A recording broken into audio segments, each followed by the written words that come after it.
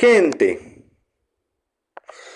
hola amigos, ¿qué tal? ¿Cómo están? Les habla su amigo el guepardo americano Miracinonyx Trumani, reportando desde el Pleistoceno. Gente, durante el Triásico aparecieron varios grupos importantísimos de varios animales terrestres, de entre los cuales cabe destacar sin duda a dos grupos muy especiales, los dinosaurios y los mamíferos, que básicamente y desde el primer momento dieron pie a una de las batallas por la supervivencia más largas, épicas y duraderas que alguna vez hayan tenido lugar. Quédate conmigo para conocer su historia increíble. Una vez que los ecosistemas se terminaron recuperando de la gran extinción masiva del Pérmico-Triásico, alias la Gran Mortandad, quedó bastante, pero sí bastante claro que este nuevo mundo triásico no tenía casi nada que ver con el mundo anterior. Es decir, que la mayoría de los nuevos grupos de amniotas que aparecieron durante el nuevo periodo triásico se caracterizaban por ser bastante más rápidos, ágiles y activos que sus antepasados. Pero esto, ¿por qué se dio? Pues bien, gente, una de las principales nuevas características que adquirieron muchos de estos nuevos grupos de amniotas fue la adquisición de una postura erguida, es decir, con las piernas situadas totalmente rectas debajo del cuerpo. A diferencia de la normal postura semierguida típica de los amniotas del Pérmico, que los hacía en su mayoría más lentos y torpes. Pues bien, gente, ahora bien, esta postura erguida no se consiguió de igual forma en todos esos grupos de amniotas nuevos. Por ejemplo, en los rauisuchios, un grupo de arcosaurios muy diverso durante el periodo Triásico, esta postura erguida se consiguió mediante un alargamiento de las partes esquinales de la pelvis. Mientras que en los dinosaurios y en los mamíferos, como se puede ver aquí por ejemplo esta pelvis de ser humano, la postura erguida se consiguió mediante una modificación y alargamiento de la epífisis superior del hueso del fémur, un hueso de la pierna. Tanto los dinosaurios como los primeros mamíferos verdaderos debieron aparecer ambos en algún momento del periodo Triásico superior, durante el piso carniense, o incluso hasta puede que un poco antes también. Sin embargo, para hablar más a profundidad, especialmente en cuanto a estos últimos, debemos poder diferenciar a los mamíferos verdaderos de otros amniotas del grupo de los sinápsidos, como por ejemplo diferenciarlos bien de otros sinodontos. Pues bien, gente, si examinamos, para poder lograrlo debemos examinar el cráneo de un par de amniotas. Por ejemplo, si examinamos el cráneo de un amniota común y corriente, como por ejemplo un reptil como este crocodiliano, veremos algo muy interesante. Esta vez nos conciernen dos huesos que se ubican más o menos por esta zona de aquí, y que se conocen como los huesos del cuadrado y el hueso articular respectivamente, ambos huesos que forman parte de la mandíbula del animal. Bien, si examinamos el cráneo de un mamífero, como por ejemplo el cráneo de esta ardilla, veremos algo muy curioso, y es que los huesos mandibulares del articular y el cuadrado pareciera que no están presentes. Entonces, ¿qué pasó aquí? En la mayoría de los amniotas que existen y que ya han existido, la forma de escuchar y oír es la siguiente. El agujero auditivo capta los sonidos, las ondas de sonido, las cuales viajan a través del tímpano directamente hasta llegar a los huesos del oído interno. Pero seguramente ustedes se preguntarán, ¿qué tiene que ver esto con el tema?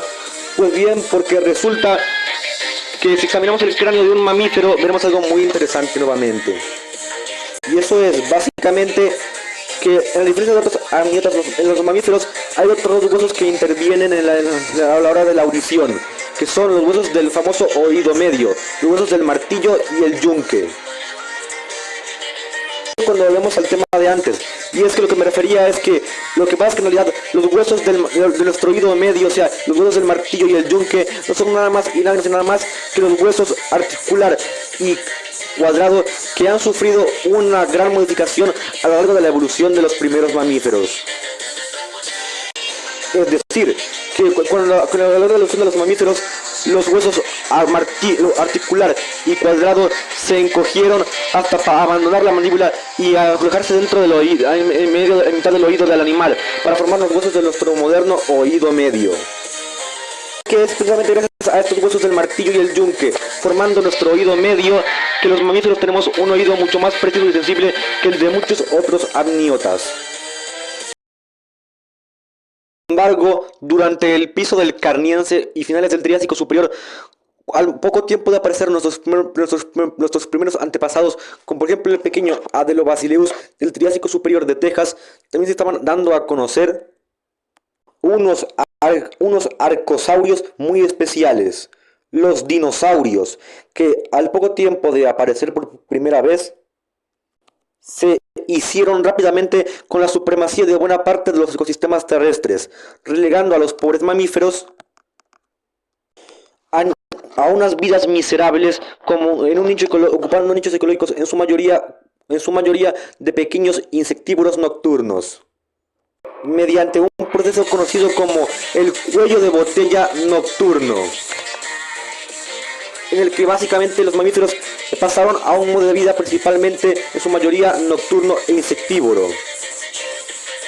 Además, se cree que en los ecosistemas normalmente bastante desérticos y áridos de finales del Triásico, los dinosaurios tenían toda la ventaja sobre los mamíferos, principalmente por tener una piel impermeable que no sudaba y producir orina semilíquida o pastosa. Muy por el contrario de la orina normalmente bastante líquida de los mamíferos, que les haría perder bastante agua de manera innecesaria. Ahora bien, hoy en día se está mucho en duda si esto fue lo que les permitió a los dinosaurios imponerse tan rápido a otros animales, mamíferos incluidos. Pero lo que sin duda está claro es que estos dinosaurios serían los protagonistas durante los siguientes 165 millones de años del Mesozoico. Ahora bien, gente, durante el resto de la era del Mesozoico, los mamíferos experimentaron el ya mencionado cuello de botella nocturno, por culpa principalmente de la gran competencia que les provocaban los dinosaurios del momento. Estaban en su mayoría bastante restringidos, como dijimos antes, a nichos de vida, a estilos de vida normalmente pequeños, nocturnos e insectívoros. Ahora bien, naturalmente esto no hay que tomárselo como al pie de la letra, ya que sí es cierto que durante el Mesozoico algunos mamíferos ocuparon nichos ecológicos algo más variados, como por ejemplo el género Repenomamus, del Cretácico temprano de China, que podía llegar a crecer, que con un tamaño comparable al de un perro pequeño, fue uno de los mamíferos más grandes conocidos de la era de los dinosaurios, capaz de comer incluso pequeños dinosaurios emplumados de la época. Pero sí es cierto que la gran mayoría de los mamíferos del Mesozoico se pueden describir nuevamente como pequeños y nocturnos. Más específicamente, los antepasados de los mamíferos euterios modernos debieron ser así. Por ejemplo, muchos de los ojos de los mamíferos de los antepasados de los euterios presentan características y identidades de un modo de vida nocturno, como por ejemplo la pérdida de los conos de receptor. Es decir, que esto indica que probablemente estos mamíferos tuvieran una vista en color bastante pobre, viendo como la mayoría de los mamíferos de hoy en día muy pocos colores. Característica que, como dijimos, comparten con la mayoría de los mamíferos hoy en día, curiosamente. Lo que sin duda los relaciona a un modo de vida normalmente nocturno, claramente nocturno. Sea como sea, armados con un oído medio ahora más sensible y evolucionado, y sobre todo, y obviamente, una excelente y excelsa visión nocturna, los antepasados de los mamíferos euterios estaban más que perfectamente adaptados para este modo de vida tan discreto y a la sombra de los grandes saurios. Sin embargo, no sería hasta que buena parte de los dinosaurios se extinguieran durante el final del Cretácico, durante la extinción en masa de finales del Cretácico, que por fin algunos mamíferos conseguirían volver a vivir a la luz del día y sobre todo crecer a tamaños bastante más considerables. Sin embargo, esta batalla no está en absoluto, no está para nada terminada, ya que a día de hoy sigue habiendo el doble de especies de aves que de mamíferos. Y pues de hecho, aún hoy el continente helado de la Antártida sigue gobernado por los dinosaurios.